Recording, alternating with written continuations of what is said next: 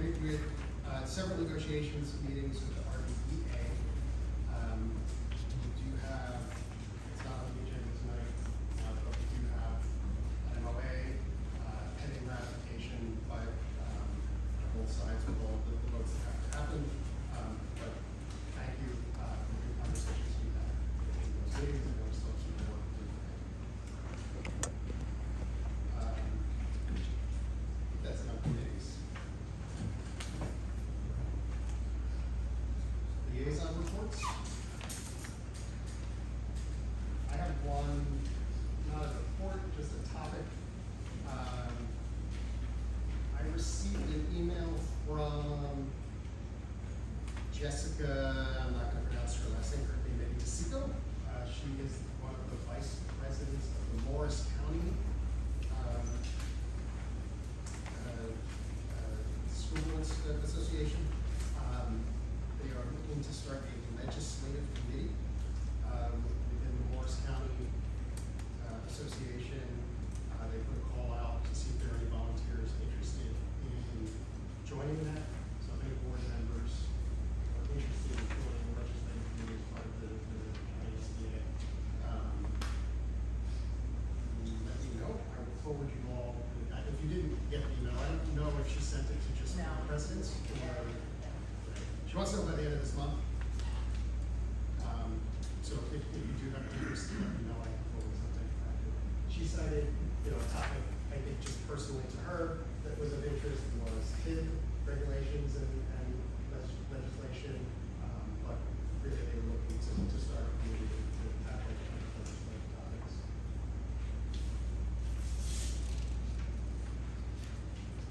Any other liaison reports? Let's jump past the superintendent's report for a minute, if we could, and jump down towards secretary and business office report. Yeah, I received a few emails from parents that regarding our financial position. Some of those emails were, including student names, so they're confidential, but they were regarding our financial position. Thank you. They were regarding our financial position, which I think we're going to answer a lot of those questions tonight. So probably received the exact number 5. So I just wanted to mention that. Of course, Any other? Let's go to administration monthly reports.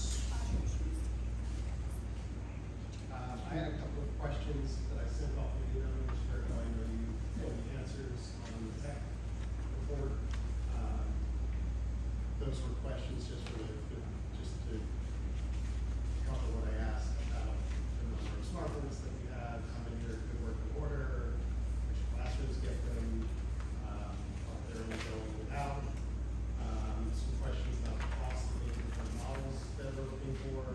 And some of our plans around that. So if I look at us, they're looking for some answers.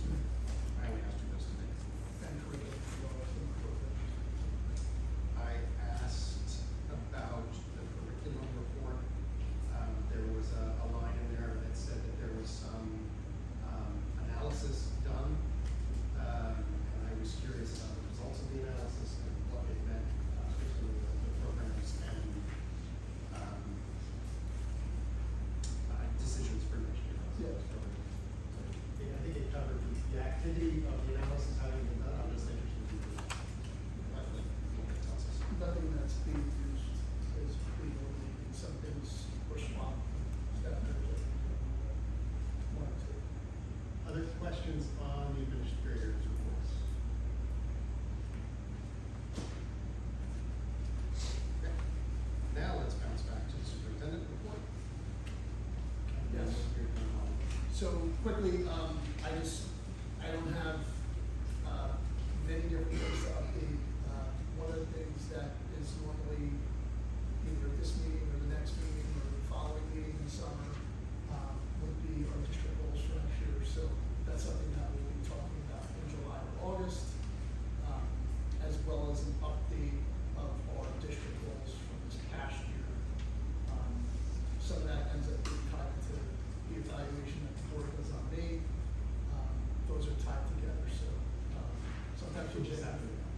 happened. In progress, yeah. Yeah, that's done through New Jersey school boards.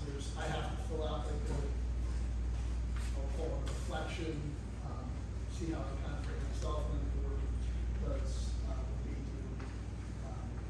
Obviously, still, a lot of our goals for next year will be directly or indirectly related to the budget. One of our goals this year was related to our budget, starting the process over there. We'll get into what that ended up being. It's probably the reason why a lot of people are here tonight. So, we'll be able to answer a lot of questions. If there's something we can't answer, we'll get back to you. If that's, so at this point, we'll probably do a presentation regarding the root causes of our current budget situation, and then we'll go from there. So, I'll probably speak more about this in a little bit as well. I'm not a design person, so. Okay. I don't have to flip it for it. No, I'll put it.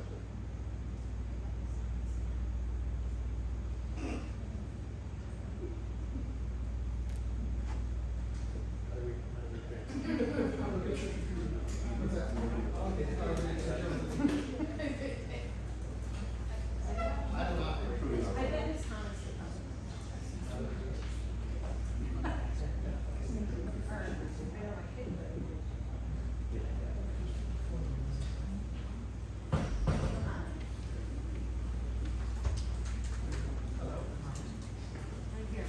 So, I put together some information here, curriculum report, a lot of information.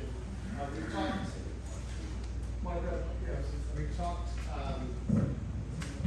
quite a bit this year about concern how tight the year was. The sad fact is we didn't understand how tight that was and what that really meant until the very end of the year. There's a bunch of reasons for that. There's a bunch of reasons for where we are. We've talked a lot about out-of-district placement. And we'll look at something that's probably a bit too detailed in the spreadsheet in a minute too.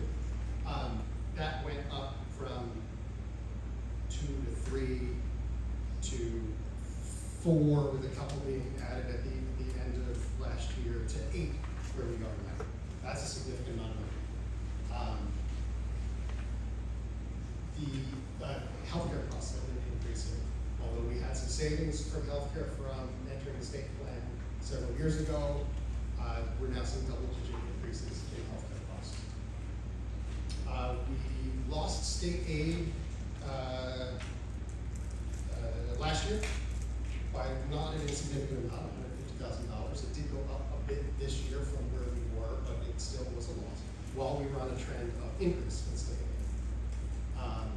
In addition to that, related to these out-of-district placements, the refunds that we can apply for together, the reimbursement that we can apply for to get, they have been reimbursing at a lower and lower percentage.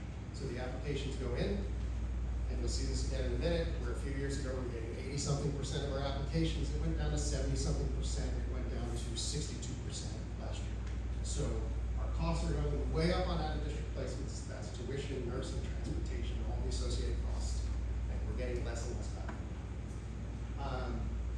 Another item that will come into play, make a little bit more sense when I talk about some of our budgeting practices in a minute, is the state themselves defer the June state aid payments. So we get state aid payments throughout the year, we get it month to month. The state doesn't pay the June state aid payments until July. They've been doing that for a couple of years. They defer it into the next fiscal year.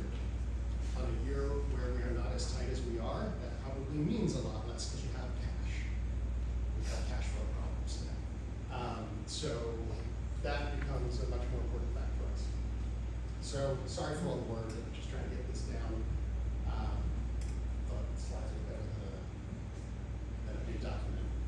So let's talk about some contributing factors. In addition to those external things which are true, they were true, that was always going to be a problem for us. We've got some of these that are really internal factors.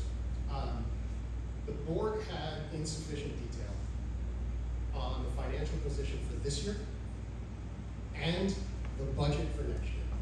I sat up here last year when we approved the budget for this year, when we made some cuts, and when taxes went up a little higher than they typically had. And I said, we have to do this earlier next year because the planning could be better, the creativity could be better, the ideas could be better, the plan that got put together could be better. We did start early. We started in October for budget. We started very late last year. This year we started in October. The detail we have is insufficient. So we started in October, that was great. We're looking at information eventually.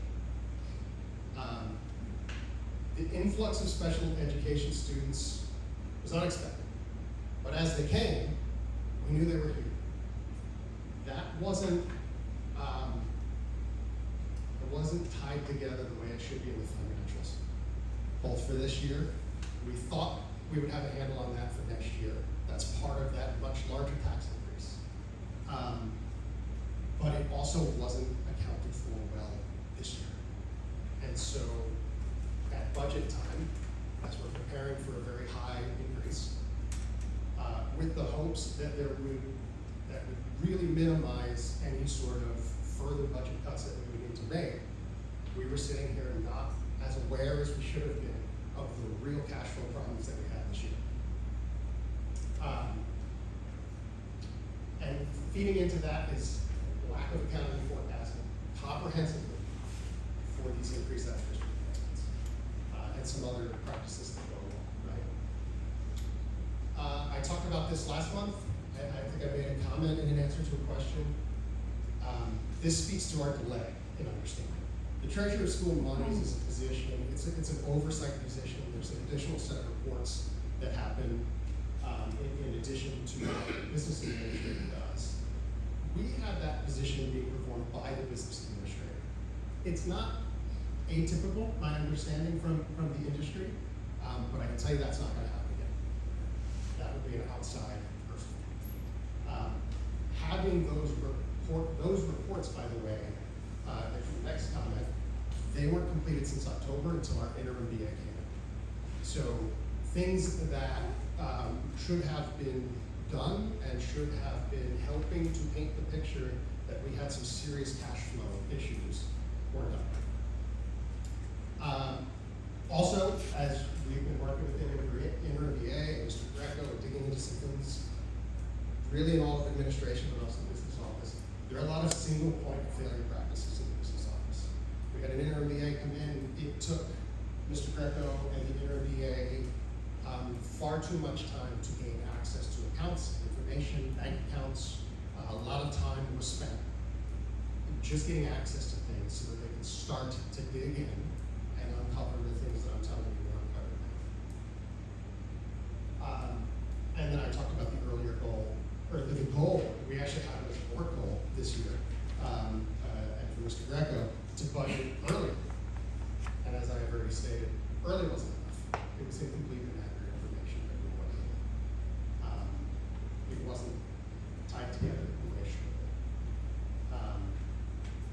And there's a lot, again, I don't want to go on for far too long, but there's a lot that is underneath all of these bullets as we dig in, that sort of say, there's another thing. There's another thing that we didn't know, and here's another thing that we need to be careful of. So what do we do? I already mentioned Treasurer School Monies. This is not the end-all be-all, but it's an important point. The Treasurer School Monies needs to be separated from business administrator position. You will see that when we establish the next Treasurer School Monies, it just won't be the beginning. Those reports, by the way, you'll see on the agenda tonight, going back to October, November. October was the last one that was done. November through May. So that's something. Yesterday. So that's something that the interim BA has been working quite a bit on for the last, how long has he been here? 12 weeks almost? 11 weeks. Another thing, department heads and administrators need to fully own their budgets. Not a comment on those department heads or administrators, but often they would give information into the budgeting process. They wouldn't see what came out of it. They wouldn't necessarily see that the numbers would be the same as what they gave into what they need for their departments. So right now, there's still a lot to dig into, but what those department heads and admins need to start to understand is the full scope of the budgeting process and have it tied together a little bit more. And as a small example of the kind of thing I mean here, since we're looking at the budget this year, we saw licenses that needed to be renewed in the tech world, right? And so not an insignificant amount of money. It's a 3-year license. I forget if it was Microsoft or whatever the licenses were. But then at the same time, in the same year, we've got licenses being renewed for some of the curriculum-related things. And as you start to look, you go, oh, geez, here's a lot of money here. This is all lining up. And you're looking at that at budget time. You got to have a multi-year view of that and know what's coming. That kind of focus wasn't there. So I don't know how many people have read the minutes or have, I think there was one person that attended our special session at the end of last month. I've said a couple times we have cash flow problems. We've had cash flow problems to the extent where we were talking about loans for this year. We actually loaned ourselves money from our capital reserves. We've essentially wiped out the capital reserves in order to make this year work with payroll and bills. To do that, we had to get permission from the county and state. Mr. Greco, Mr. Paulo, and the RBBOE have spent a lot of time talking to the county in the last couple of months. And there's a corrective action plan that goes with that, where we need to pay those back in 3 years. That was $320,000 that we transferred from capital reserves to pay bills. We also have to discontinue reliance on state aid within the same fiscal year budget that we know and should have known that we weren't going to get the June payment in June, and we weren't going to get the extraordinary aid payments, whatever reduced amount that we're going to get, until August. But they're built into the budget, and they have to be. To be fair, it has to be built into the June budget. Even the extraordinary aid can be built into the year budget. But we are in a year here where cash flow problems, money's very tight, and we're relying on money to make bills that was never going to be there and won't be there for another month or two. And that speaks to some of the problem that we have. And we can't keep budgeting that way. We can't keep doing that next year either, or we'll be in a similar position next year. We have to continue to increase our use of shared services. Where it's right for the district, but we have to put anything on the table. If there's a shared service agreement, if there's something creative that can happen, that means Mr. Greco talking to other towns, other superintendents and administrators, talking to their counterparts. If there's something that makes sense for the district, we have to keep looking to do those things. They have to be on the table. We also talked about creating a grants subcommittee underneath the finance committee. We've already done quite a bit in the way of grants, but this is going to be a focused amount as part of the finance subcommittee to go even harder on grants because we need that funding. And also on the action plan of unfortunate budget cuts, and we're all aware of that. And Mr. Greco talked about a couple of those too, and we'll see what's on the agenda. All of these things, including the budget cuts, is because we can't keep operating the way we have. We can't keep operating the way we have been in the budgeting practices. We cannot keep operating the way we are with just the operational budget of the district. And this is all in spite of the higher than desired and higher than usual tax increase. We use all of the bank account. Our belief was that is actually as high as we could go in taxes. We only very just recently learned from the county and state that technically it could go higher because we are under adequacy. So in theory, the state would let districts go higher. That's not a conversation we're having right now. But that did come up in the conversations with the county. But what we put together with this year's budget, we thought that we would go higher than anybody was comfortable with, but precisely to avoid the kinds of cuts that we now have to make or we will continue to have cash flow issues, and earlier next year than we do this year. We're going into next year. So that is a little bit of a state of I think it's, I hope you feel it's more information. This amount of detail that we haven't gone into quite as much. Transparently, it's information that we've been learning as we've gone through, as Mr. Graf and the RBBOE have dug into what is quite important.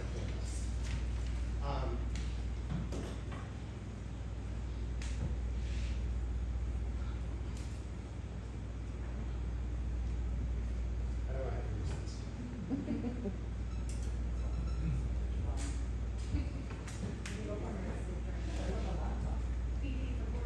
It's not on there, but it's not mirrored. It's extended and not.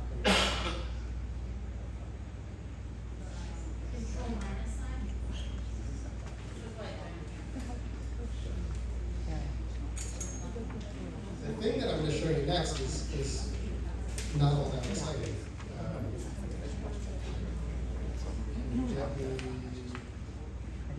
Oh, hang on.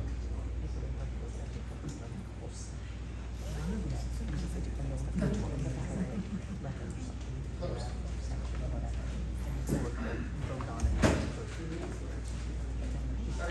Sorry to share a spreadsheet. I know spreadsheets are not the best way to cover some of these things, but I wanted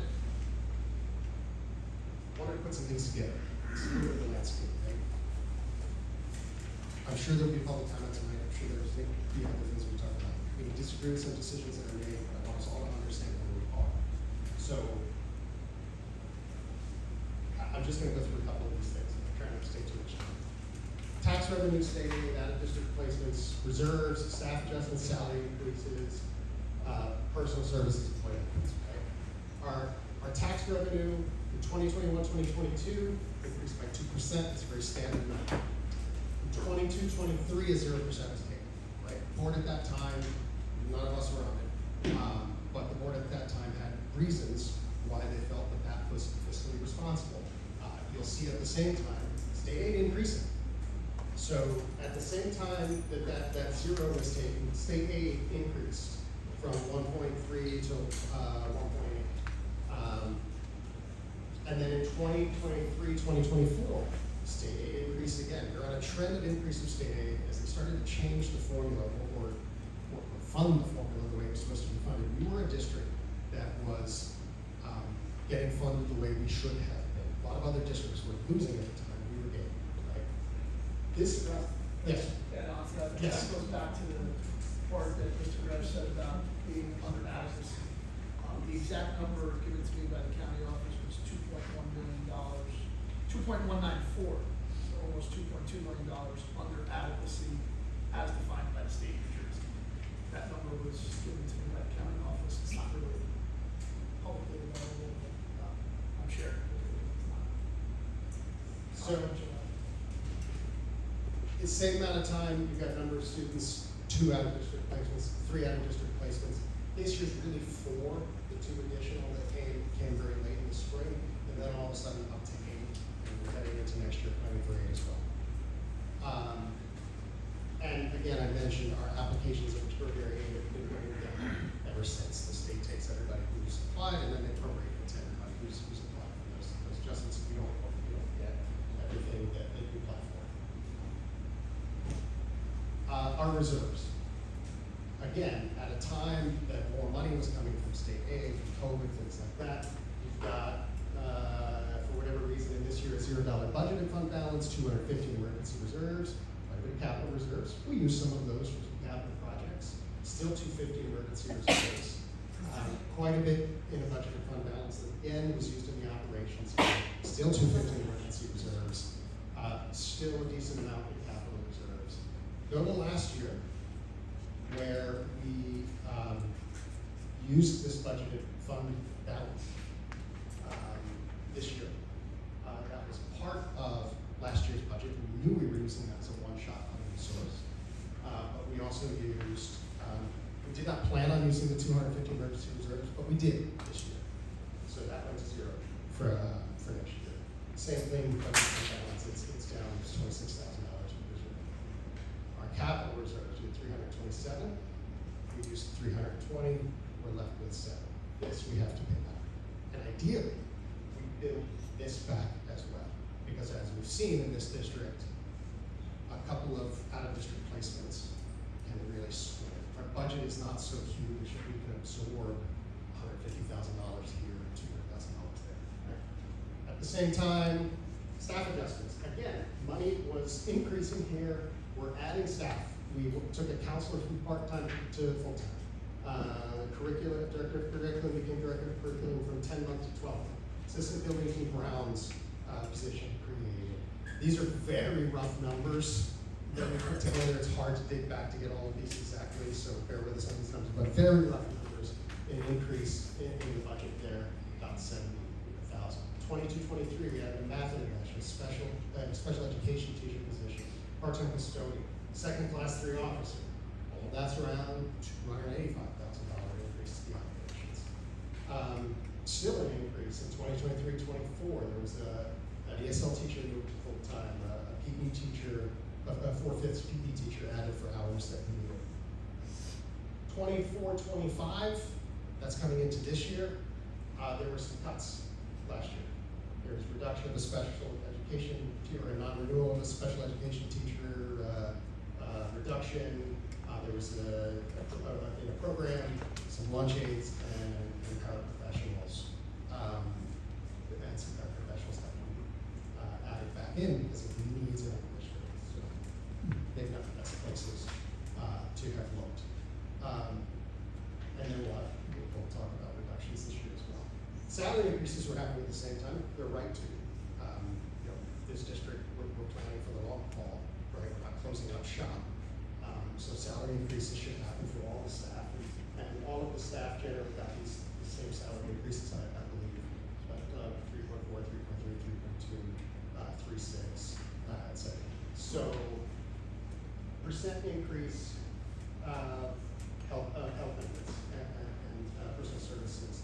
We had a decrease when we left, went into the state plan. Since then, it's been increases. 18, 12.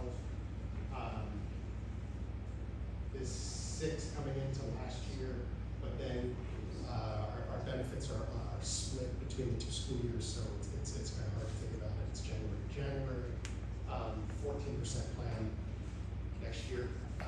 Might even be higher than that, but it might be 14% because of we might be looking at 20. But again, it's hard to think of exactly what that increase is because it's split January to January. So I wanted to get this out there. As just a level set of some information, some background of what it looked like from year to year, and how it pretty quickly starts to get into trouble here starting in 24-25. And the projection for next year is that. So hopefully that helps a little bit. We're gonna, I think, quickly move into public comment section on agenda items. Unless there are any other items for the board.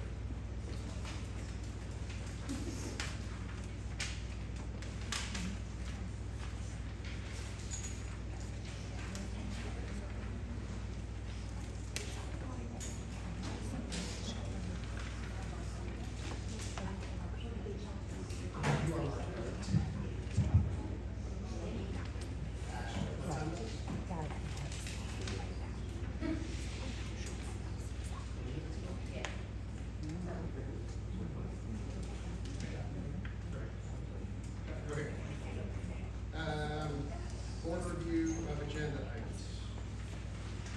Anything to go through? Questions? Yes. So, letter I. 7I. 7I currently says, be it resolved to approve the following contract renewals. That is not what this is. There is not, I don't know how many, there are 100 different contracts in that folder to sign after we vote. These are vendors that we may use. If they're going to be having contracts that require signatures, they would go on as separate resolutions, like what we would see with Rockaway Township in G and H. So I would like an amendment of the language to address for a motion to approve that language on the flyer. Then you could just change that. So the language, instead of be it resolved to approve the following contract renewals, it should say, be it resolved to approve the following vendors. We are not renewing contracts for what that list says right there. That's not what that resolution is supposed to say.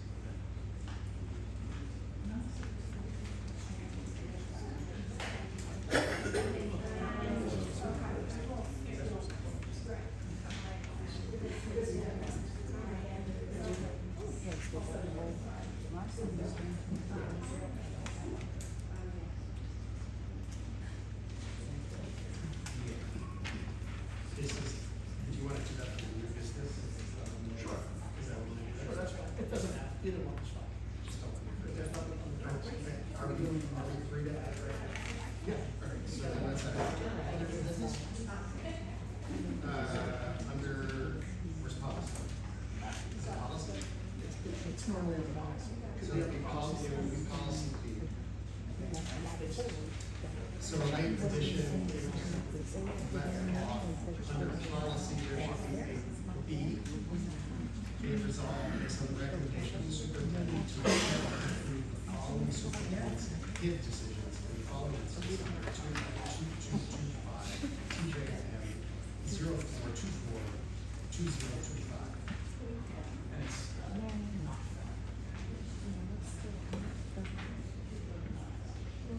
I see that, yeah, horribly. and the part underneath.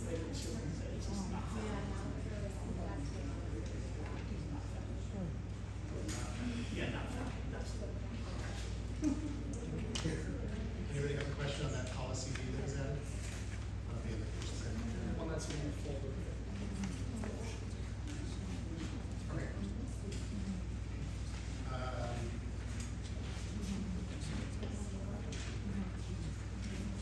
Question on, is it personnel R? Is that a normal number of, fewer people or fewer hours? Fewer people. We don't have to. Just like the. Personnel, Some are. Yes, that's the one. there's not eight. Yeah. My question was there a reduction in the number of people or a reduction in the Number of hours? Yes, and he said it's fewer people. Okay. Five.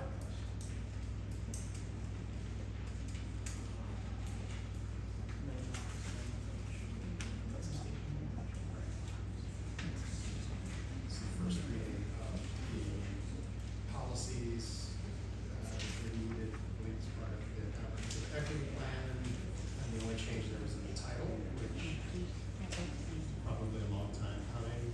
Mr. Martinez. Yes. It still says guidance and time. Well, That's their, that's their. okay. Any other, yes, under H. H under personnel? Yeah, I'm sorry. yeah. What's that? So if the individual does it 3 times, that's about, so it's about $60, correct? He does it 3 days, 3 times in a day? It's per session. Is that necessary? I mean, I just feel that everyone in the building, nothing against him whatsoever, but everyone else does multiple things during the day. I feel that if you get paid during the day anyway, you get paid like a double dip an extra, I feel it's Yeah, but it's outside the scope of his job. Like, I don't think it's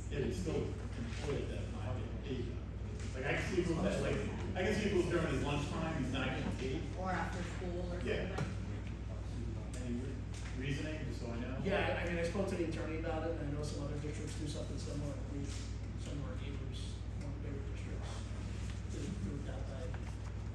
I just So feel we have like- some duty periods for, instructional or non-instructional staff, more so for instructional staff, if it fills the duty, but then we have somebody potentially getting pulled from their workload and then having to address that time that was missed from cleaning the cafeteria or something. Yeah, it is. I just feel like the potential for money, then pay and then doing that as well. Then we table and that can be an output of these issues. Not the. I think it's a Summer will- above and beyond. will be a weekend. Yeah. We can take a look at it. I'll vote for this. We were talking about it. That's what we did last year. It's similar to a duty where it's anything less than a half hour, sometimes than that. Our teacher would be more I'm thinking it's just a parent coming in, two sentences, that could be. 25-minute phone call. I mean, when I was here for a while, when Mr. Samuels was out, there was about 4 times that I was thinking, that was great, this was great, for the translation. One was regarding registration, 2 regarding registration. And, yeah, some of them are quick, so we kind of just try to get. Yeah, I think if we're looking to look for savings, I don't think it would be there. If it's someone that's willing to do it, outside of the scope of what the. No, I'm not saying Yeah. to save the money, I'm saying that we're pitching for money. Yeah, yeah. We're paying somebody twice. Right, Well, he's getting paid right now, that's all. yeah. I think with the, in terms of like what his position is and the willingness to do it, that I think it's worth doing the double. I get what you're saying. So I think that the decision would be the same with pulling a classroom teacher from class. Should get the same amount. Right. Versus, that's just my, Lunchtime or there's a practice. that's, so I think, I'm saying it's this. It's lunchtime. It's practice. yeah, I think we're in a better place, I think, just in terms of, I think it was more looked at in terms of not having to pull a teacher from class, so I think we open a few duties where it's more like for like a scheduled week where, they're coming back tomorrow for registration, or it's an IEP, we'll use that duty time as much as we can. This is more for like the things that come up, that do come up, so. Are we trying to be more comfortable with like a timeline, like, do we need Yeah, X we amount? can table it, just like If you need more it- information. like, I don't have the excess backup X of how much it was amount. used. No, I just, It's still double digit. that's, yeah, that's. I mean, I'm an EMT, if I start doing first aid at a kid in my high school for 20 minutes, I'll let me get paid for that, you know, while I'm still getting paid for it by the city, you know? I would recommend it be tabled, the reason why is because, yes, I speak to women, so I am not the girl. So I know we're using, I'm not saying that he's not translating right, but to me, I feel like we need to look into this more, because what if, I'm just giving an example, why don't we look into it more to just make sure the translation is being translated correctly? And I would wanna table this just to get into details, because he is double, to me, I feel like he's double.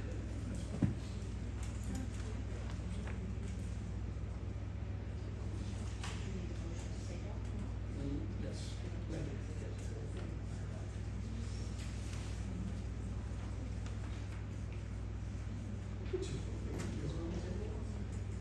Either way, table it. Either way, I'll just take the motion.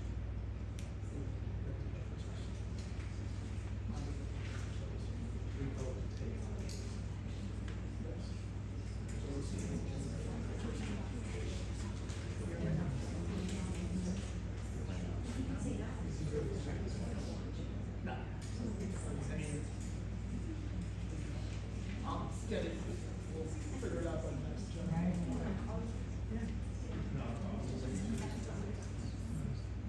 It's more so just because these are some of the things we do for the whole year, so it could come up.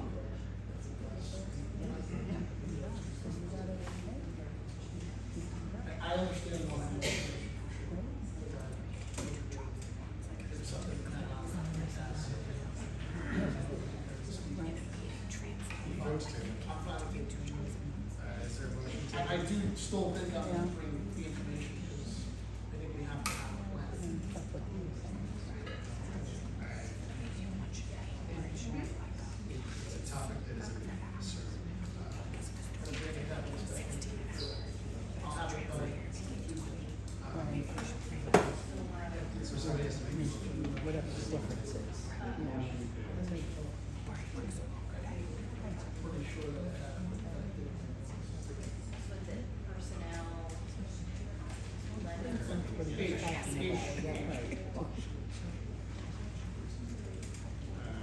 Is it voice vote at the table? Or a second? Brian? Jen made a second, I made a motion, Jen made a second to table. Is there a voice vote on the table?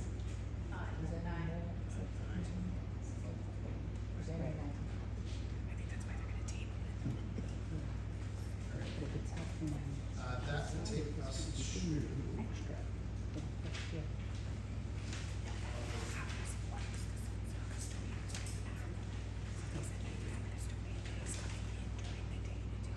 Number 4, first public hearing, there's agenda items only.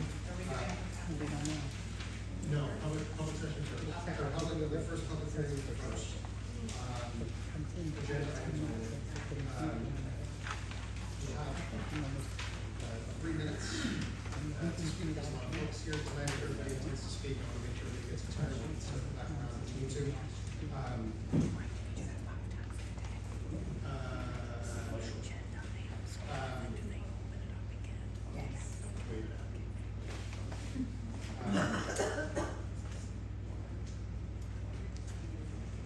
Okay, so I'll open the floor to public comment. Yes. Please state your name and address for this meeting. I might have turned it off, just check that it's still on.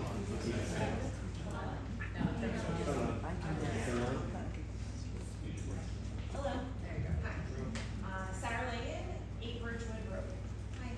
Hi. Good evening, President Graf, members of the Board of Education, Superintendent and members of the community. My name is Sarah Langan, and I'm a proud parent of students at Lincoln School. I'm here tonight to speak about a position that is absolutely vital to our children's education and well-being, the media specialist. I understand that difficult decisions sometimes need to be made, and I am certainly familiar with the challenging process of reduction in force, having experienced one myself in 2010. However, the potential elimination or reassignment of the media specialist position currently held by Mrs. Thomas raises serious concerns for me and for many other parents. Let's talk about Mrs. Thomas. She is more than just a media specialist. She is an invaluable asset to our school. You can tell she loves her job. Her passion is infectious, and our children absolutely feed off her energy. My son in 1st grade consistently speaks highly of her. He loves library and his technology classes, and he lights up when we talk about her. She has helped him pick out books that he finds interesting. The collaborative literacy night she put together with Mrs. Marsh was nothing short of amazing, a testament to her dedication and expertise. It truly showcased the vital role the library plays in fostering a love of reading and learning in our students. My concern, however, extends beyond just Mrs. Thomas, as wonderful as she is. It's about the sustainability and quality of this critical role. If Ms. Thomas were to leave, who among our current staff holds the proper certification to teach the subject? My worry is that someone who does not genuinely want this position or who lacks the specialized training might be assigned to it. This would undoubtedly diminish the quality of instruction and the overall experience for our children. I also want to address the technology aspect. I understand there will be a technology course, but who will be teaching it? My fear that the responsibility might fall on the classroom teachers. Our teachers already carry immense responsibilities, and those specials, like library and technology, are crucial for their planning and prep time. Losing that dedicated support would be a massive burden on our already hardworking educators. Just today, I asked my 1st grader, what would happen if there was no one to help with technology? Without hesitation, he responded, then there would be a lot of broken Chromebooks. Think about that for a moment. A 1st grader articulating a very real and practical consequence of not having a dedicated expert in the field. I love our town, I love our schools, and I'm deeply appreciative of every single staff member. They keep our children safe, and they love our children as if they're their own. Every teacher in Lincoln is a household name in our family, a testament to the incredible relationships they built. But tonight, I urge you to consider the long-term impact of this decision.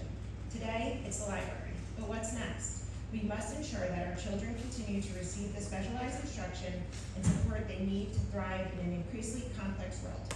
Keeping a dedicated certified media specialist is not a luxury, it is a necessity. Thank you for your time and consideration. Thank you.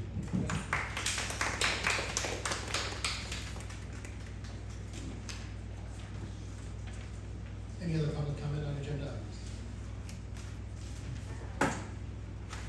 Yes. I'm Leah, 55 Arbor Ave. I'm a bilingual speech pathologist, and I know you're tabling this discussion for the custodian that's been providing some translation services, but I have to say I'm finding your comments really shocking, and I actually find it kind of offensive that you would call it double dipping. Like, I really am very surprised that you would say that. And as bilingual individuals, the majority of people in this country don't speak two languages. Is the expectation that people who are bilingual should provide that service for free? Like, I know that you can come up with strategies for this, but this district has not made any effort to hire Spanish-speaking staff other than 2 Spanish teachers, but like, you don't have anything for this. We don't have any resources for these schools. So you're pulling someone who's a custodian and he's being nice and doing this for you, and you're gonna say he's double dipping. And I'm really surprised by that. And I hope that you reconsider your language about this, and you also reconsider the valuable service that he's providing when you yourselves, as the board, haven't put into place anything else to provide, like, resources for our Latino families in this town. So I have a lot of other things I want to say, but I'm gonna stop there, because I really hope that you come back to this conversation with more care and maybe use different language for it as well.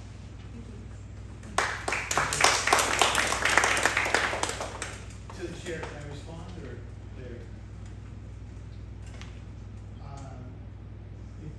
Leah, if you'd like to, I'll do my public comment. Okay.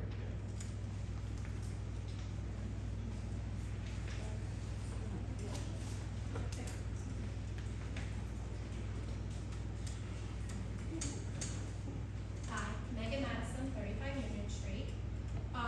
So in talking about the budget, you talked about some of the increases that have been made in the past. And one of them was the increase of from 10-month to 12-month of the curriculum position. What was the reasoning behind that? Is that something that we need to keep there? If we're talking about being so tight on the budget that we have, we really should be looking at everything, and it might not seem like a ton of money, when we're being shown a budget that looks like it's such a dire need, then everything should be looked at as a possibility of cut. In addition to, when we talk about technology costs, some of the programs that we're using, are there overlaps in the computer pieces? Like, for example, the district that I work in, we had a lot of overlap with IXL and another program. And so have we looked at those, and are we making cuts there also?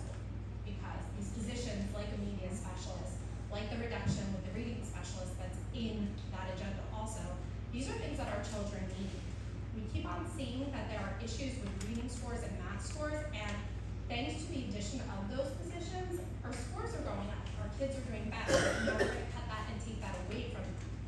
So I'm hoping that you guys can look into it more to make a better decision that affects our children for less to time on.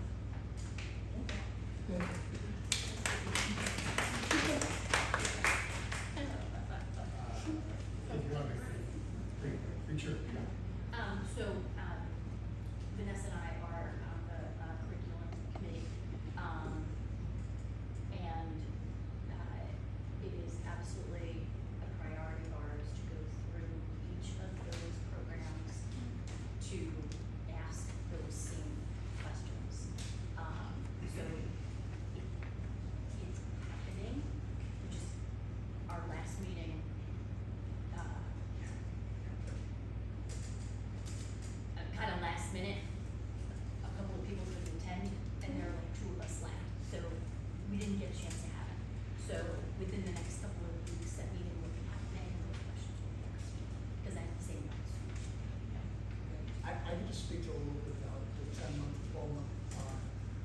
done prior, it was done like as I was entering the district by the previous superintendent.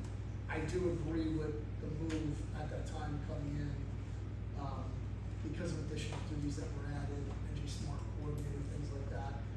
But everything is being looked at, or has been looked at. I hope you don't mind me saying, I know you're one of the parents that we emailed back before, if that's okay. So I am a little bit behind on some of those phone calls. I know there's a person or two in here that I did call back, but as long as you're okay with it, I'm gonna follow up, just to have a basic conversation. So yeah, I will get a little bit more on the exact rationale for that move, but that was one of the big pieces to it, was the, NJ Smart is the state software database where a lot of our, reporting is done in terms of students that we have, in terms of, funding, just making sure those numbers are accurate, so that was one of the reasons at the time. But I'll get more information on rationale. Other pop-up comment on agenda items?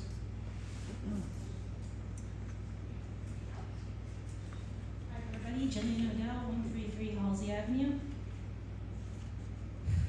Sorry, I'm very nervous. My main focus is on items W, X, and Y, and POW.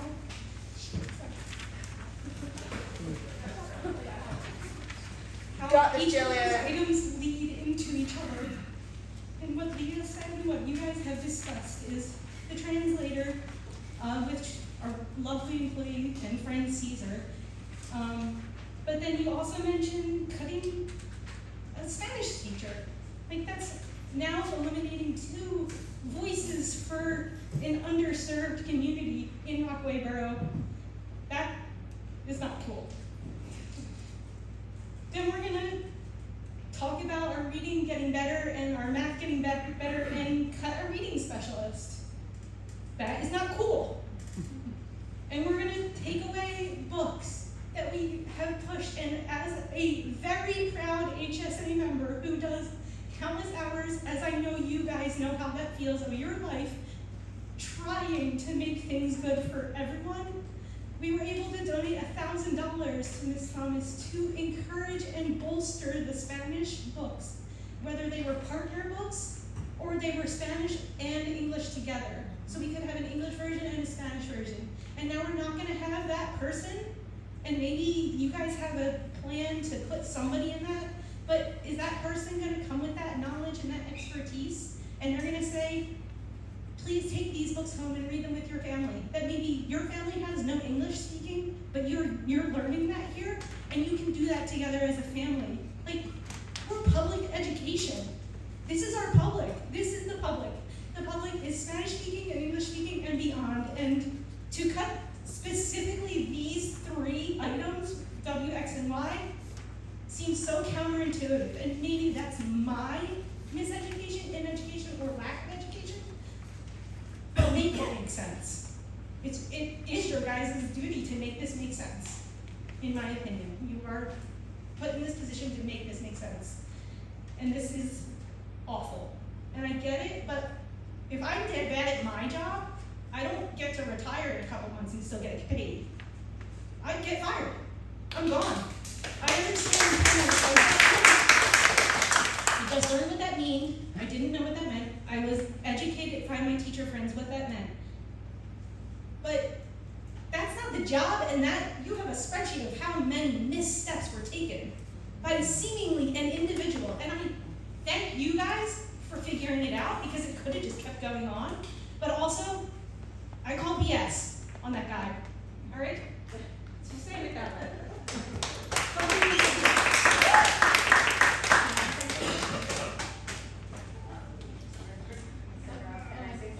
Yes. Before our next, If you could all just one Yeah. second, I if you just- make it brief. Yeah, very brief.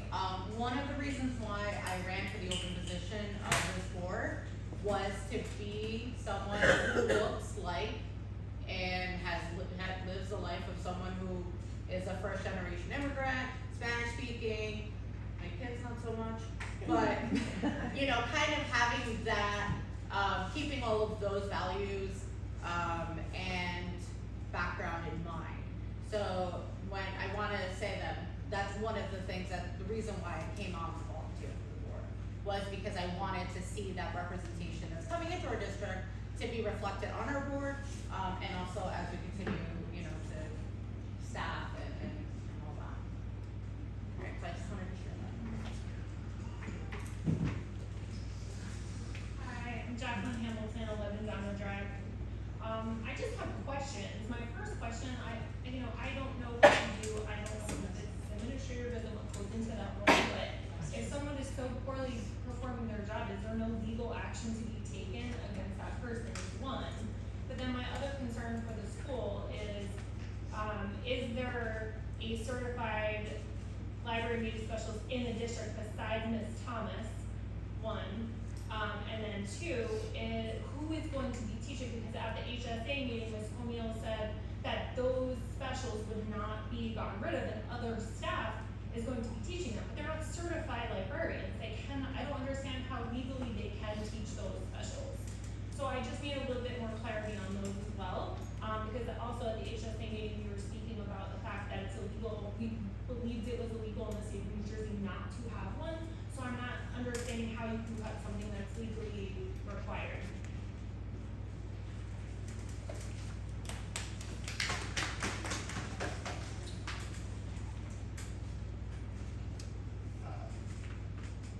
Do you want to speak a little bit about the plan? Or You had two questions. One was leave the yeah. I'll address that in a second. So in terms of the media specialist, let me be.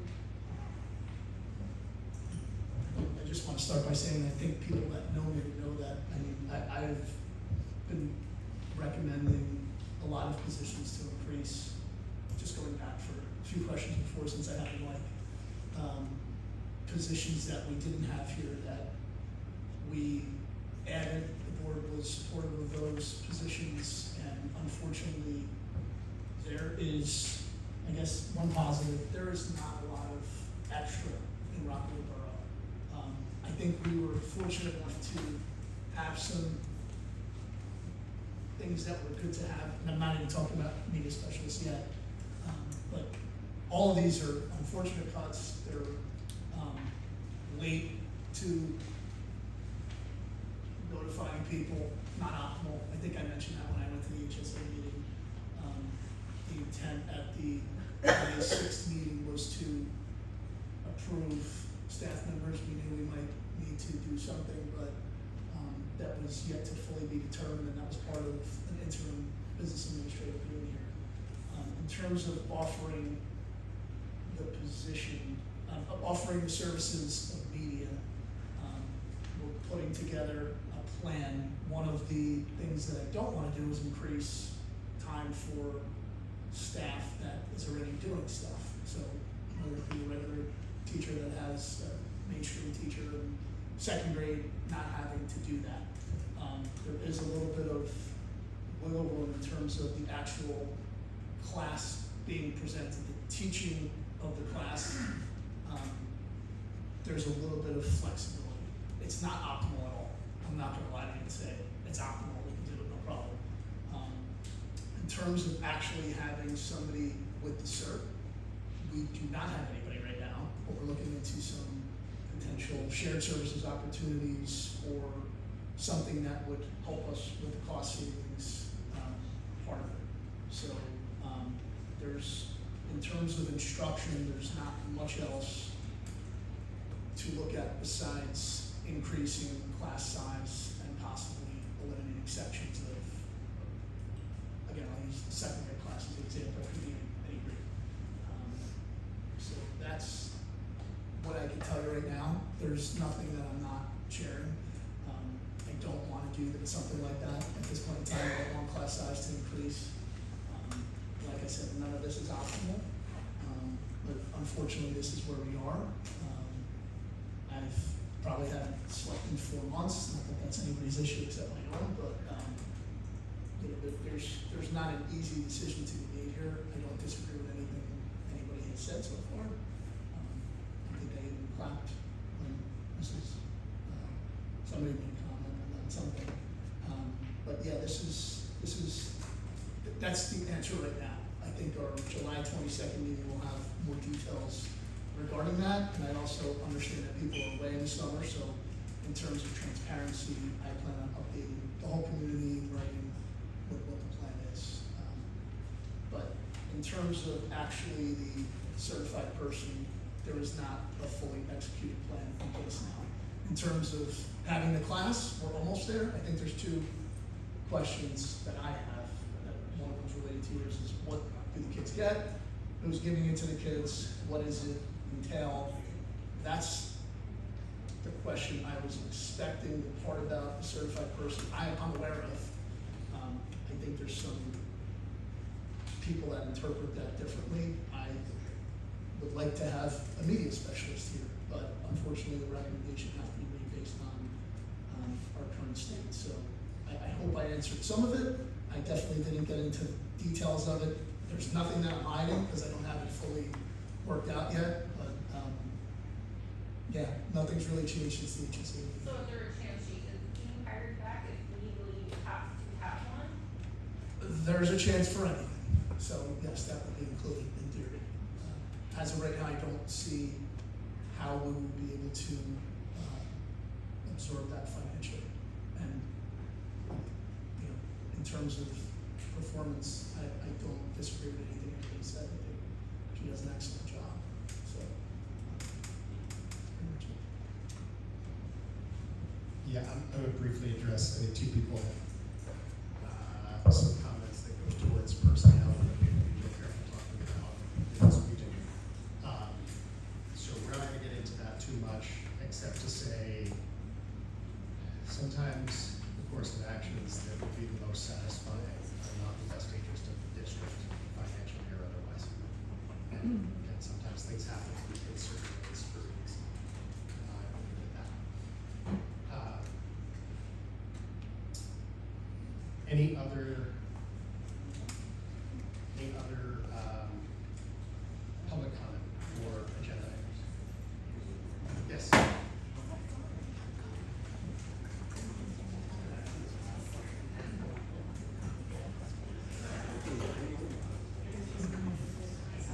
Irma Brainer, 155 Kennedy Drive. This is my first Board of Ed meeting, so I'm glad I made it.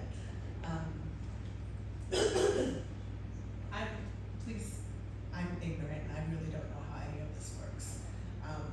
Is there anything that we as parents can do to stop these positions from being cut? You know, W, X, and Y, or whatever they are. I'm sorry, you're asking technically? Yeah, like, is there anything we can do to prevent this? If there are enough of us that don't want this to happen, I mean, you have Or a you point. just- You are here making comments, they're on the agenda tonight, that's part of the comments that you make. but no, there isn't anything. Yeah. Right to your conference people? I mean, It's a lot of it, that we've gone through is a reduction in aid, and so we have expenses we can't cover with the aid that's coming in. So one thing that, collectively we do as parents is writing for our conference people or your state legislature related this. We did that. We did it as a. We did that and heard back from Assemblywoman Knox. She was sympathetic. We did not speak to her about position cutting, we spoke to her about the reduction in extraordinary aid that everything there. She seemed to understand the issue from her letter and actually offered a bill that talks about the state taking on some of the burden that is really pushed on the taxpayers. That is the expectation of the state. It is the responsibility of the taxpayers in this town to fund all these acquisition investments. The state's opinion is a district that is under advocacy like ours, it is the responsibility of the taxpayers to raise taxes. That is kind of the state's position. No town ever wants to do that. It's a lot harder for our town and a budget like ours, very small town. We appreciate your comments. We not satisfied. Precisely the large tax increase that is being levied was done with the intention of avoiding this situation, and we could not avoid it. Yeah, that was gonna be my next question, was, the whole, they raised our taxes, right? Yes. All right, well, thank you so much, I know it's a hard position to be in, but I appreciate you guys do this for us, thank you.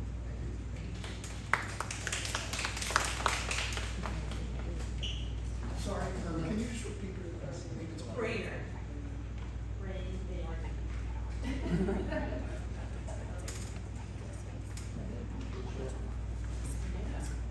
Yes, can I address it? Yes. Related. Thank you for speaking. Two things I don't like is math and mushrooms, okay? Other than that, you're right, we need to have a diverse district as much as possible. It wasn't explained to me, the translation services, up until tonight, thinking like, oh, if you translate 1 or 2 sentences, it's $20, you know?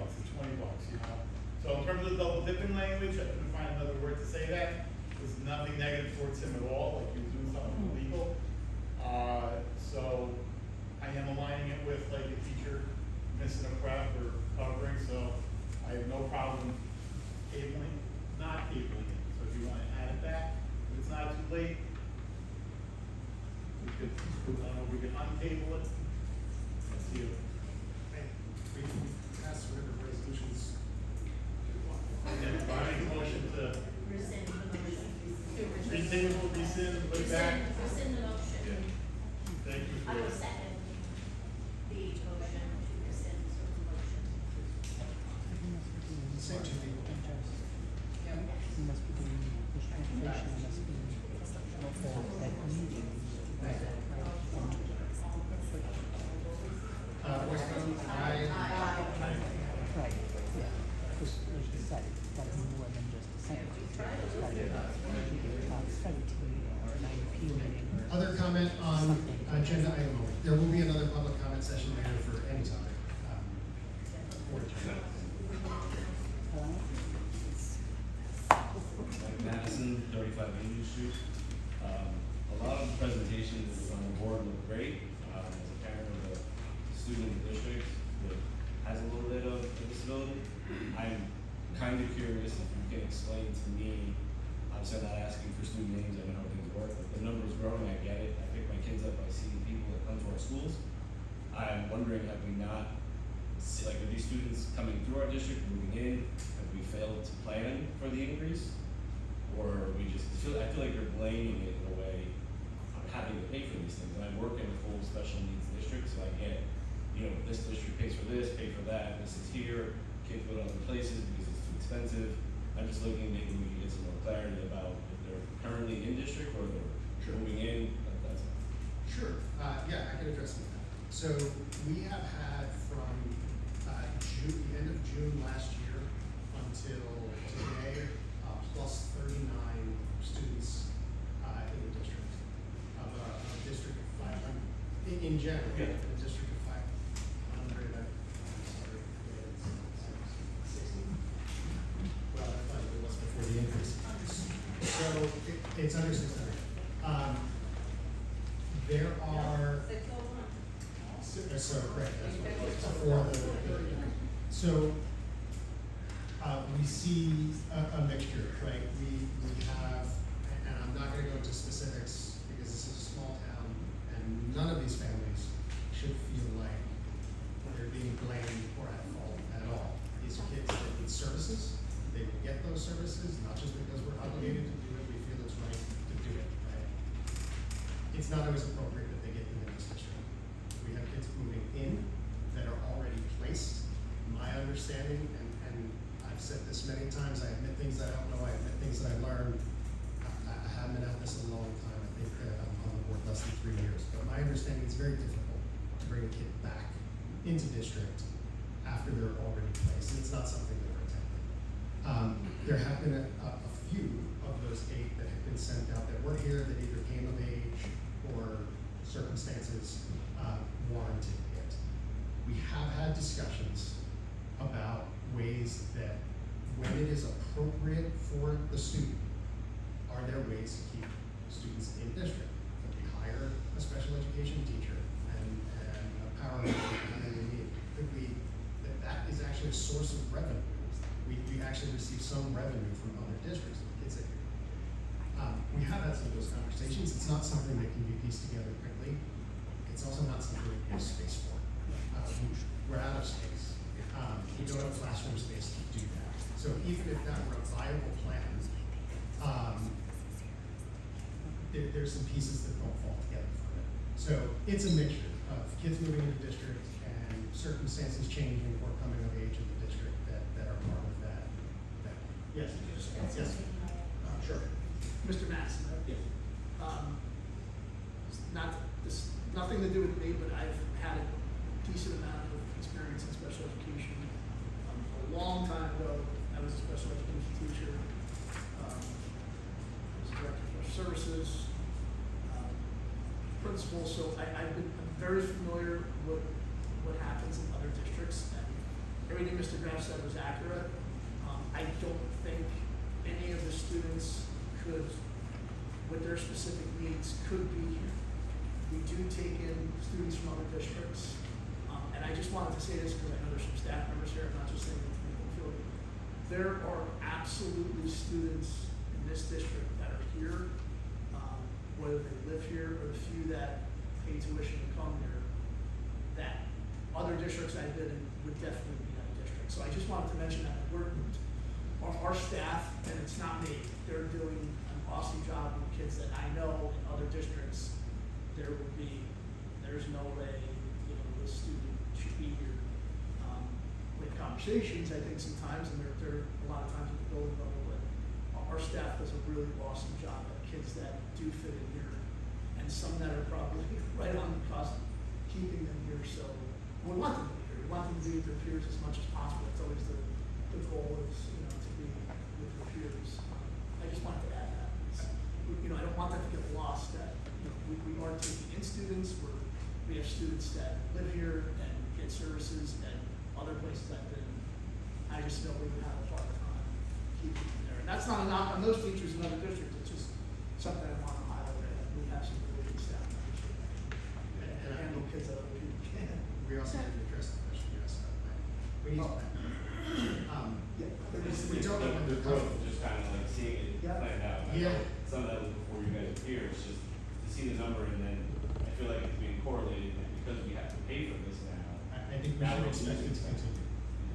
We have to expect it to continue a trend and budget for it. I think we tried to budget for an increase in next year's budget, but as we said, there's a lot of different things wrong with the year budget that caused some of that issue. And I just wanted to add one other thing, just from a very practical standpoint. It is not a parent's obligation to make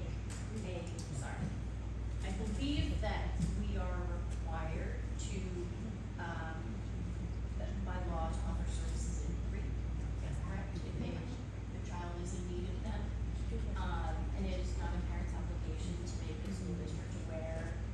I have a 1-year-old, I have a 2-year-old, I'm becoming, Well, I'm just needing speaking from services. like when my son started the preschool program, he didn't get in the lottery, he got in because of the severe speech delay. So we had to, if we wanted to be in school, we had to Yes. come forward and have the test and all that stuff. So just looking forward, it just, the number is kind of Yeah. making sure we're not just using it as a escape. No, I think there are certain things we just aren't aware of. Right. And, It's there's also- no way to, Yeah.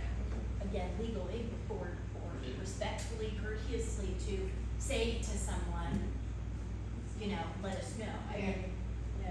if a parent did, that'd be great, but, Right, to be able to plan that. yeah.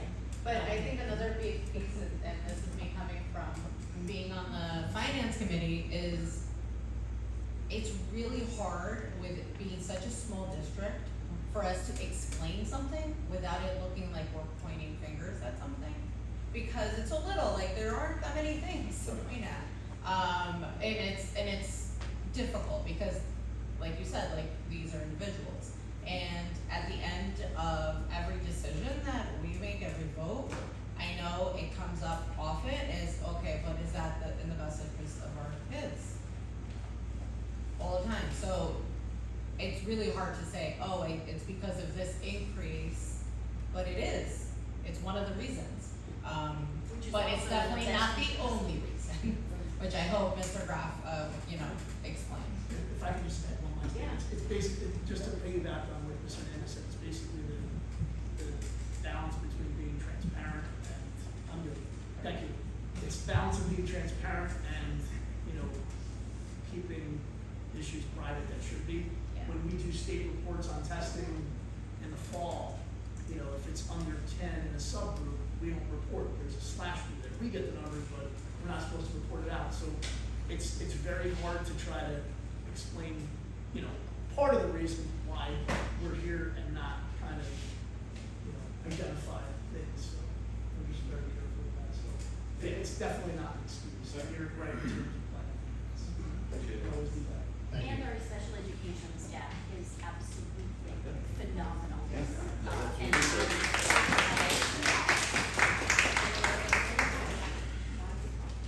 Other comments on agenda items? yes, this is. There she is. Look at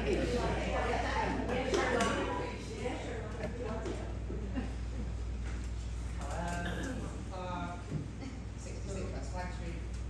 I'm gonna start with just which Spanish teacher is being taught, Senor Beckman or Senor Blake, please? We can't discuss. Oh, you this. can't, okay. We have two positions, we have an 80% position, and we have a full-time position. 80% position is the one that's being cut. Senor Beckman, nod.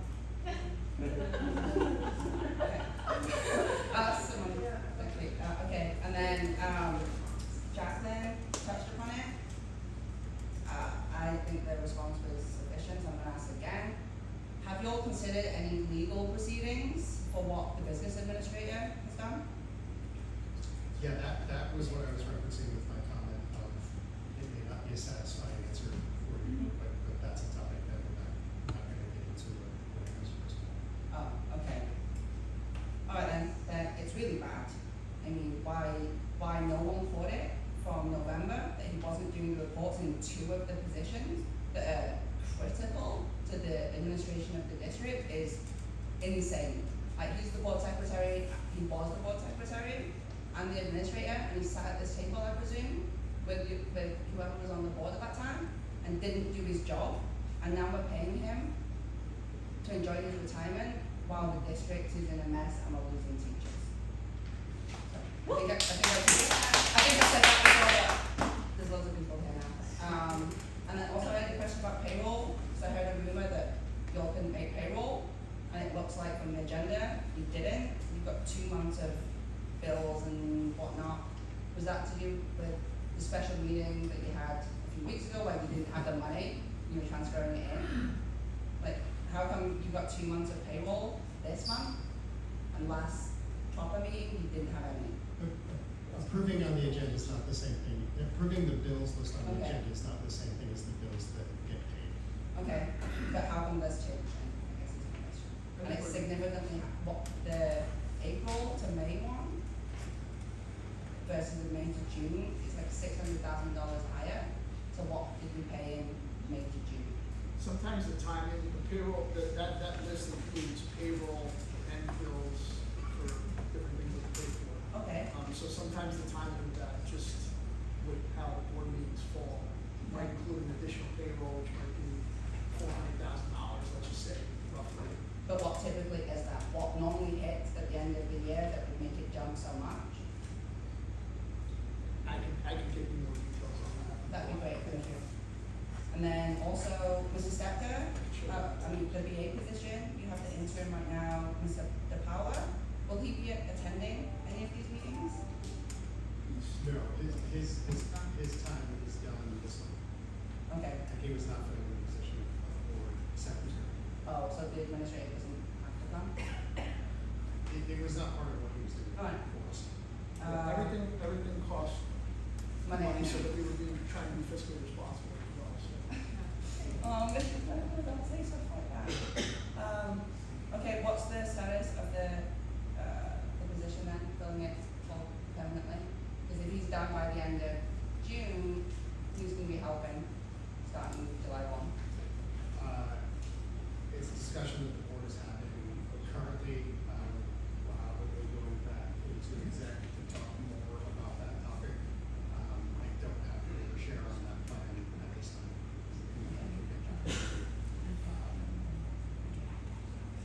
We have some details I can share. Okay. Last question, because it's been bothering me. When you presented the budget, start of May, did you know then that you were cutting the 3 positions that you're cutting? No, I mentioned that earlier. You didn't? Okay, no, I just wanted to clarify. Thank you. No, that's, I mean, it's a good point. I think we knew there was gonna be something. I know, well, you said there might be, and now it's 3, and it's 3 important ones, so. I just want to be sure that you didn't know and you caught us up. That is part of the, and we talked transparently, part of the problem about how long it took to understand the position that we're in.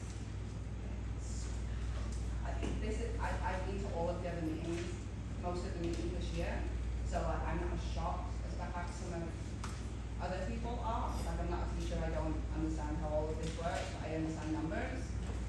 And, like, we're a public entity, and the fact that nothing was filed from November through to now is absolutely outrageous. I know that you can't speak about it, but if you haven't considered legal proceedings, maybe you should. Thank you. Thank you.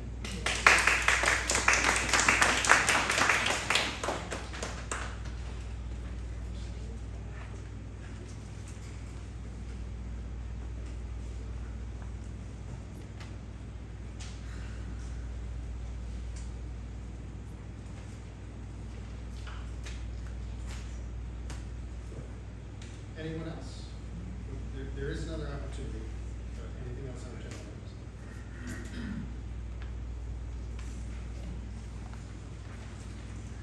Okay.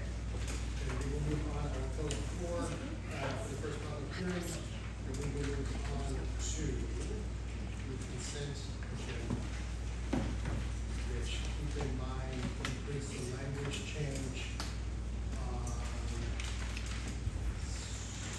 7I to say vendors instead of contractor bills.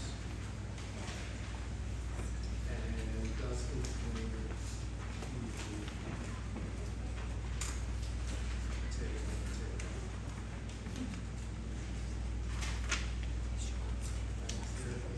motion on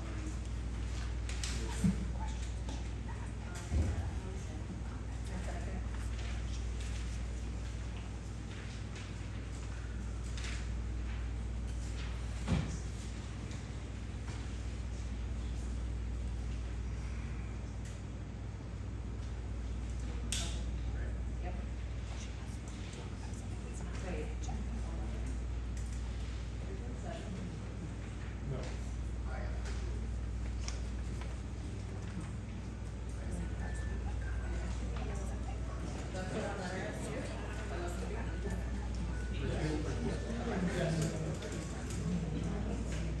okay, sorry, voice vote?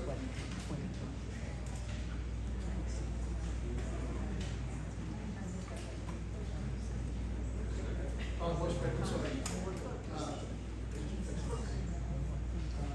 Mr. Hernandez?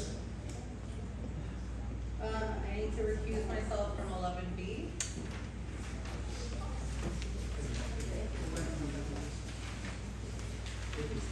Yep. Mr. Gillis? Wait, and I for everything else.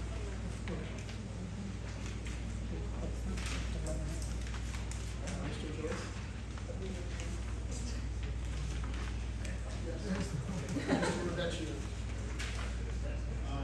Abstaining from all of 7.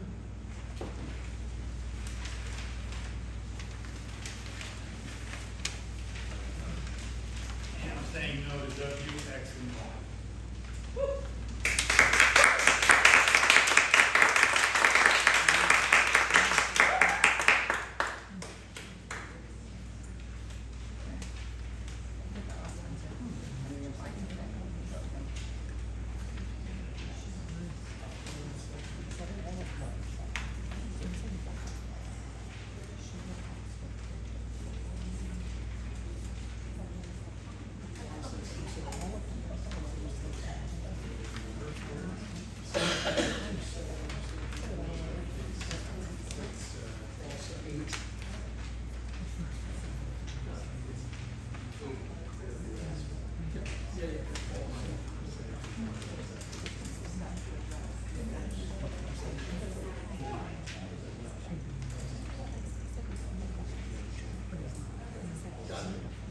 Ms. Dahl?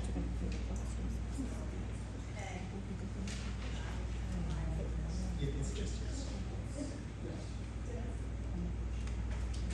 Mr. Graf, I recuse myself from sending out on specifically the board's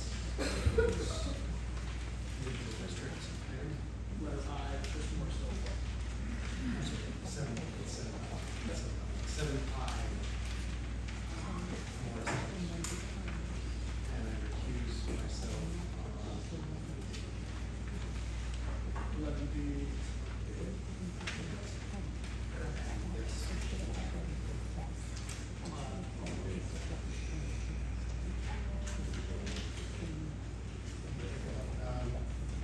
Before we go to the next public hearing, any other board comments on the board?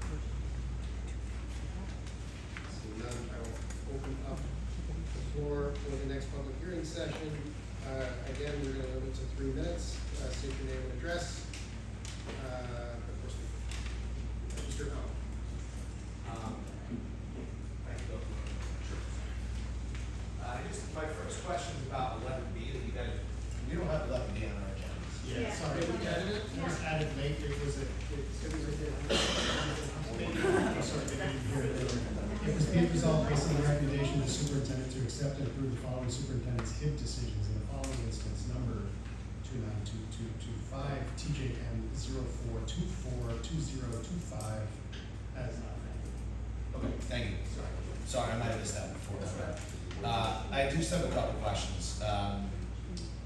First off, back to the vendor list. I just want to clarify something. So that's just a list of potential people that you might use, but there's no spending going on right now currently. But if you do choose to use one of those vendors, there'll be something on the board agenda clarifying how much is to be spent or for whatever, right? Is actually up to a certain amount. Up to a certain amount, so there might be something for the real-time app, $750 that doesn't require board approval, but it would be available is available, so it's not. Okay. So if you look at 7G and H, those are 2 examples of contracts Yeah, that actually exactly. are on the agenda. Great. That's why I wanted that language changed to vendors, not contracts. I don't have 100 contracts. No, I appreciate that. Thanks for clarifying. Yeah, we're probably a little bit behind in terms of some of that stuff, but that's, we just want to bring some of the stuff on. Okay, thanks. I wanted to just thank you for for rescinding the translation discussion. I appreciate that. I know it's hard to take a name away from someone, but everyone knows who Caesar is, and even if you take the name out of the position, it's such a vital role in our school district, and it's so necessary. So thank you all for reconsidering that. I do have a question about the sub-custodian. And I know I sent a memo a little while ago. I wanted to check in on the progress of that and where we're at with, we agree that having a substitute position is great, but we also agree that, it's an RBA position, and we want to get the best people where they need to be, so, full-time position. It's gonna be posted. Okay. Okay, great, thank you.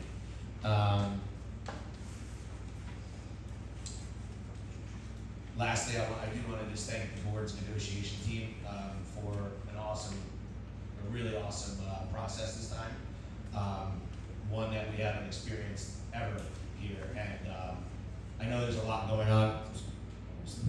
I know there's a lot going on, in our district, but working on negotiations in the background and working hard to settle for our teachers and for all our union members was so important to us, because I think in the past or in other situations there might have been a delay or a pause to that, but we kept pushing through. And I have to tell you, I can't wait to get home and email all the members tonight, because I know they're going to be really excited about signing off on the MOA. And obviously, like you said, we have work to do, but it's there, and that's super important to all of us. So thank you very much. Thank you. Thank you. And speak for Mr. Gillian and I. Thank you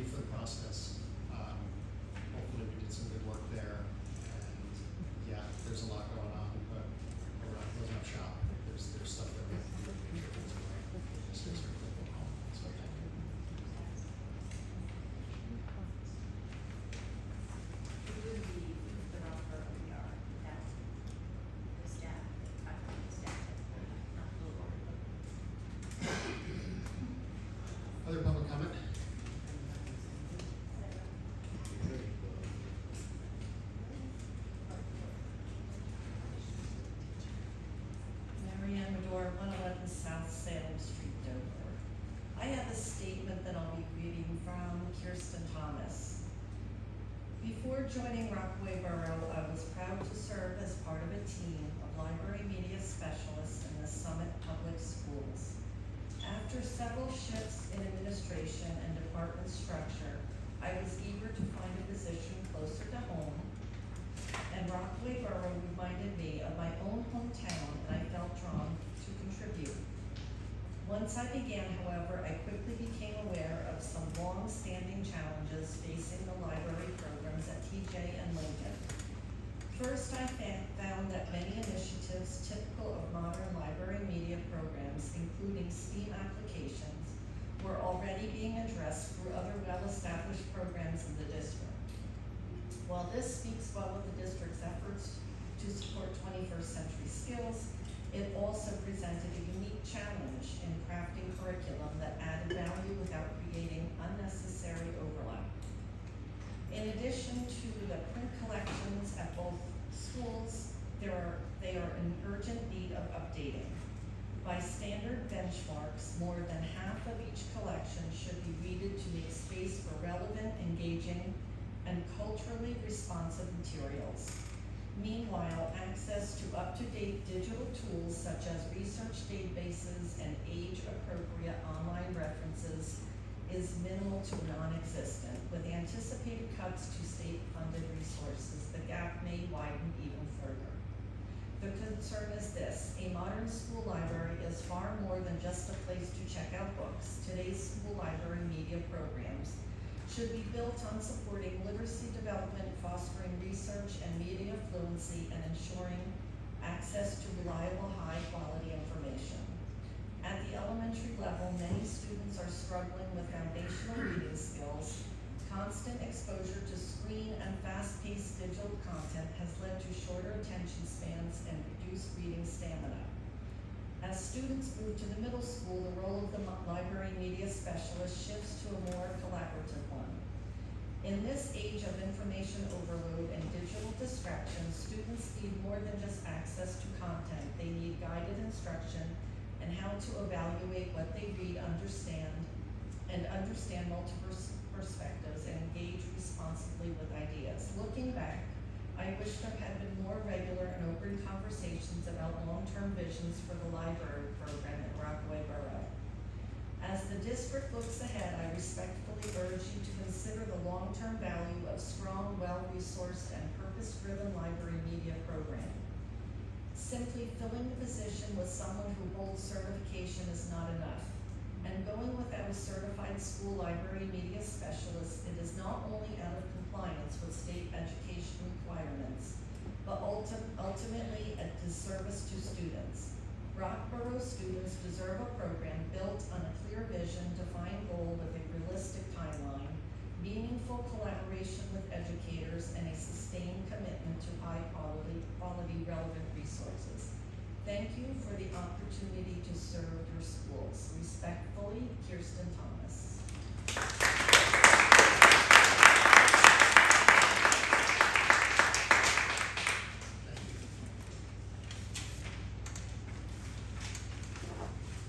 Other public comment?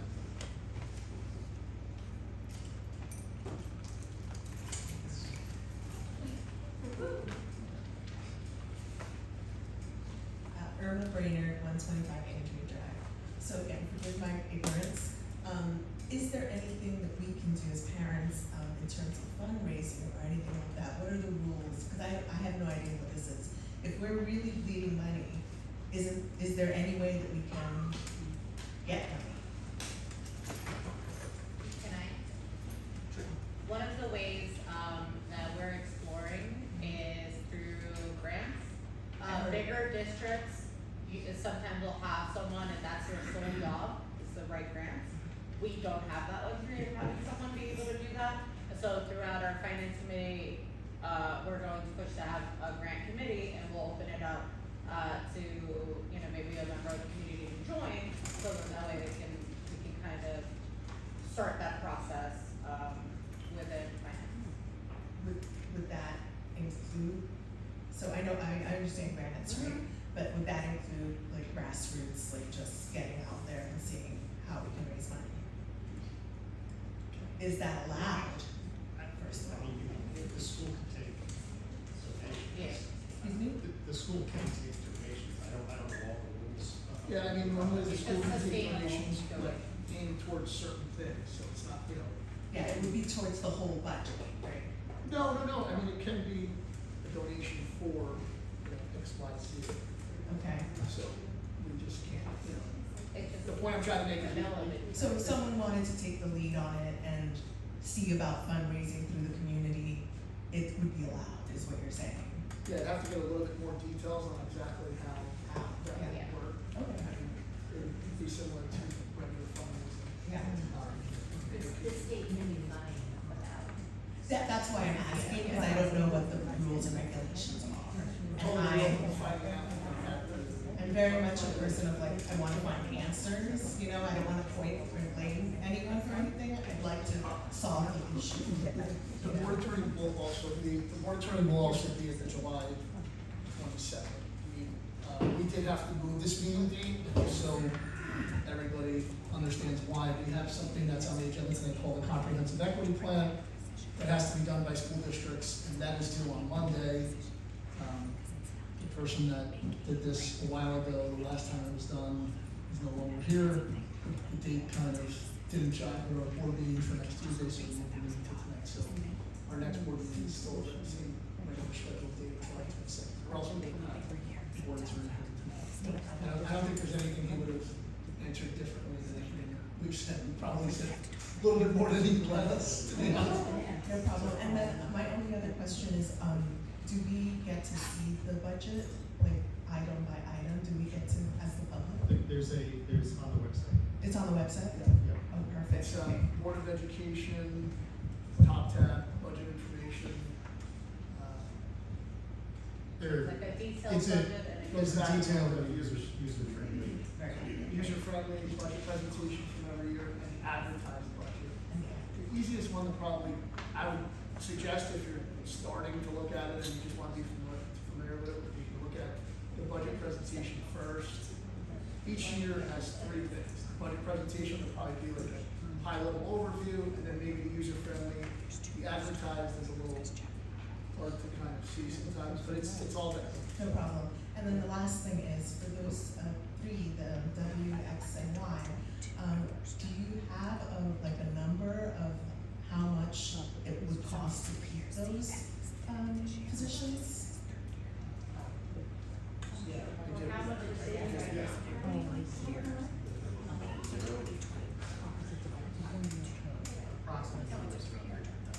$300,000. $300,000 approximately. I can Each get one of it. those people makes $100,000 goals at 12.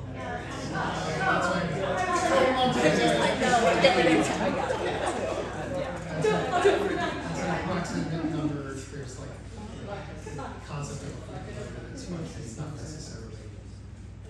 Salary benefits, salary, and it was. All right, well, thank you so much, I appreciate your time.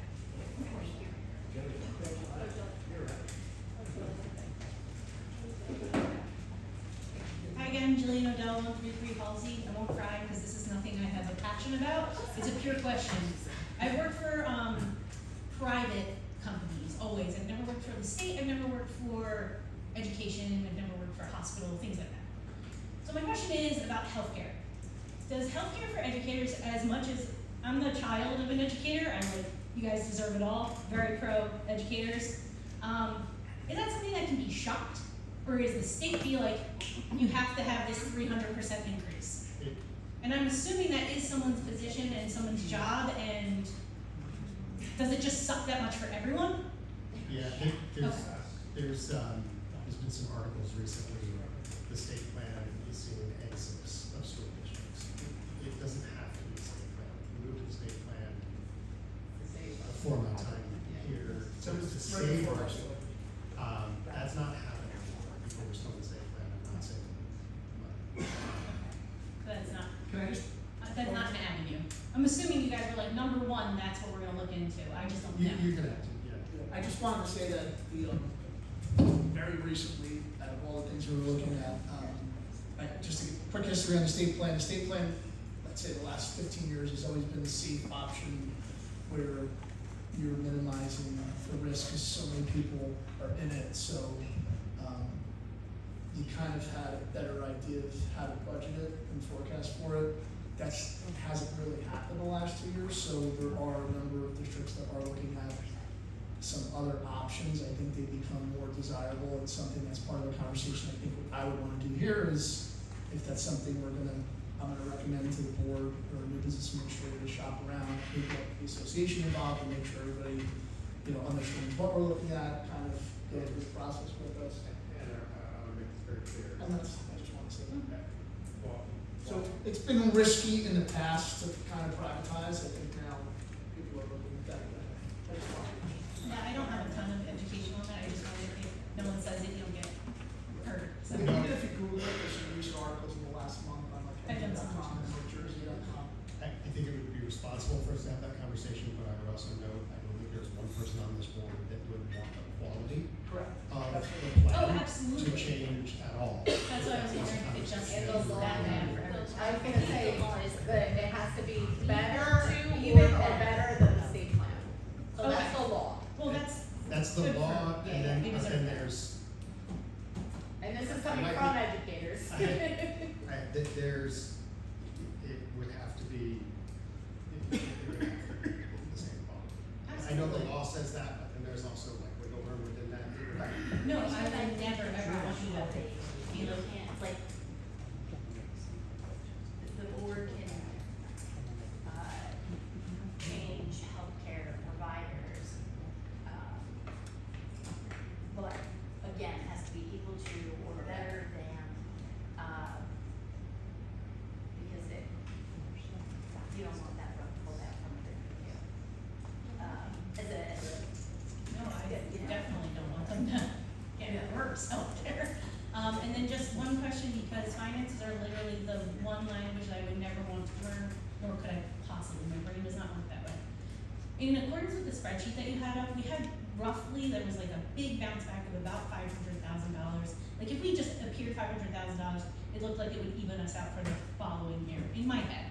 So by cutting $300,000 in 1 year, and I know you said you're gonna have a budgetary meeting and hopefully, when can we as a community like see the light? When are we hoping to see not that? I wish I had a better answer for you. I think you and I talked about this, maybe I'm not as optimistic as I should be sometimes. You're a little bit more optimistic. Can I have his answer then, please? You can, but I'm gonna give you the honest answer. Next year's tough.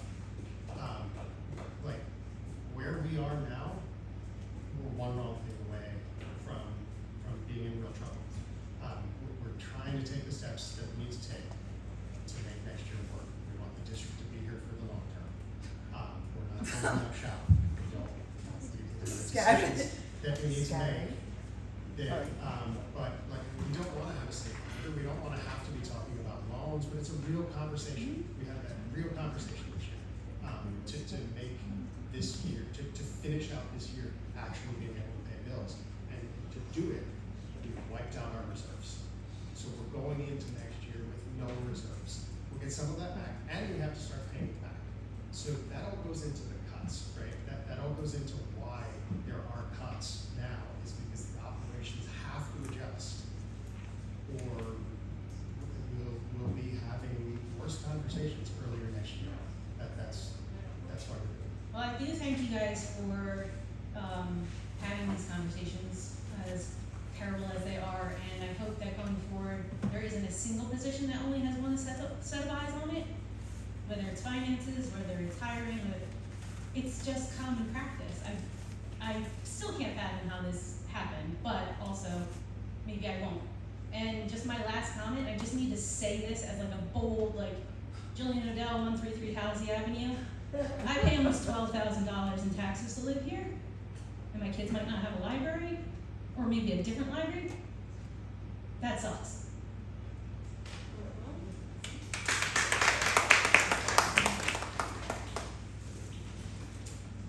Any other public comment?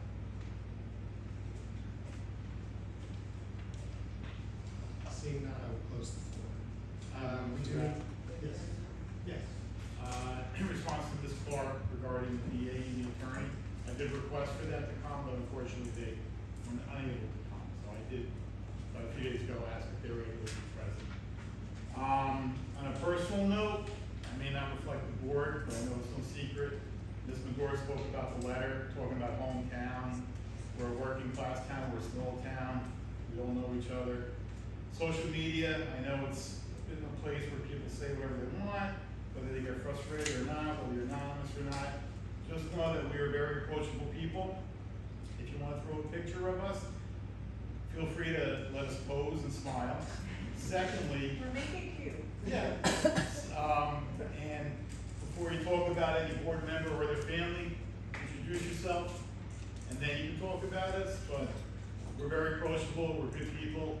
Just come up and talk to us before social media gets crazy. The only reason why I brought that up is because Rockaway Township can get crazy, and I don't want it to get to that point because we're a very small, unique town with a lot of good people, working class people. So that's it.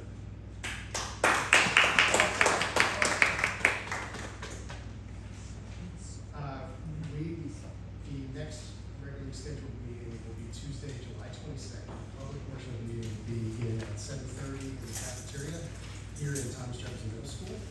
We do need to enter executive session for the purpose of talking about personnel. The nature of which will be made public only for confidentiality exists. The board anticipates being in executive session for approximately 30 minutes.